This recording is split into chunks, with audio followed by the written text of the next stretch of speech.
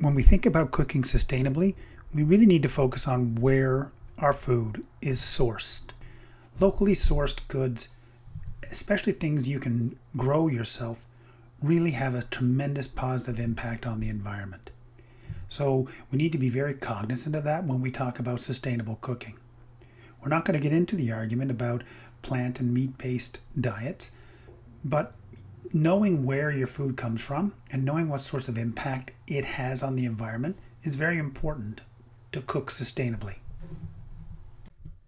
Kendra and I are both going to cook with eggs today. Kendra is making an omelet and I am making a frittata. We are both starting with the same base ingredient, eggs. The eggs in the video are locally sourced cage-free eggs. The other ingredients you see, the mushrooms, which can be locally foraged, the pepper, which can be grown in greenhouses and in your own house, and the onions can be bought at farmers market simply enough. The milk in this case is also sourced locally. For the frittata, you will require a pan that can be put in the oven. Many frittatas are actually cooked completely in the oven. In our case, we're going to do some of the cooking on top of the stove and some of the cooking inside the oven. This pan is a cast iron pan and is capable of being put into the oven. Start off with a medium heat and put a little bit of oil in the bottom of your pan. We're going to do some of the prep off camera, but in this instance, we're going to show you how to prepare your eggs. Doing all this preparation before you start to cook will make sure that every ingredient and stage of your cooking process will be successful. Crack the eggs into the bowl and whip them lightly. This is to break the yolks and mix them with the whites inside the eggs. Season with some salt and pepper. Add some milk to make it creamy. Combine all the ingredients and make sure they have a good consistency. Now it's time to start sauteing our vegetables. We have chopped up the onions and now we'll add them to the warm pan.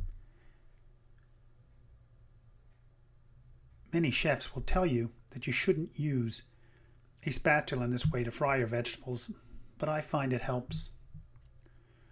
Once the onions have cooked down a bit, add your chopped red pepper.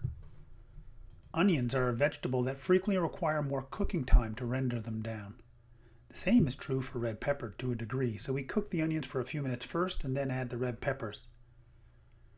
The ingredient we are adding that needs the least amount of cooking time, the mushrooms, will be added last. Once your vegetables have rendered down, somewhat, but have not burned or overcooked, turn down the heat on your pan and add your egg mixture.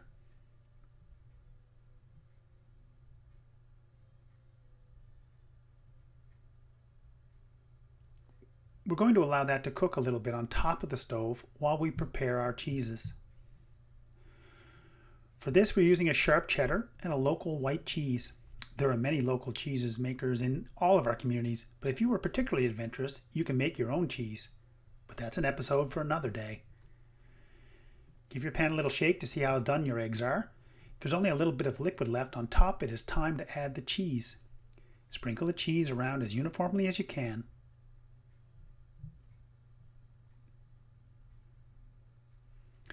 It is now time to move to the oven, and in this instance, because we have partially cooked the eggs on top of the stove, we are going to use broil, which only uses the top element in your oven.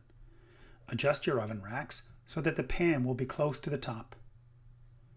It is very important to note that when using broil, you need to keep a good eye on your food at all times. Your cast iron pan may now have a hot handle, so use an oven mitt. Place your pan in the oven and check on it frequently.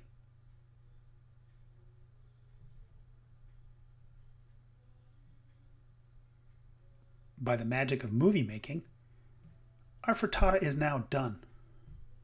Note the cheesy crust on top and how there is no liquid visible. It is not overdone because the cheese has not browned considerably, but it has marbled to a degree.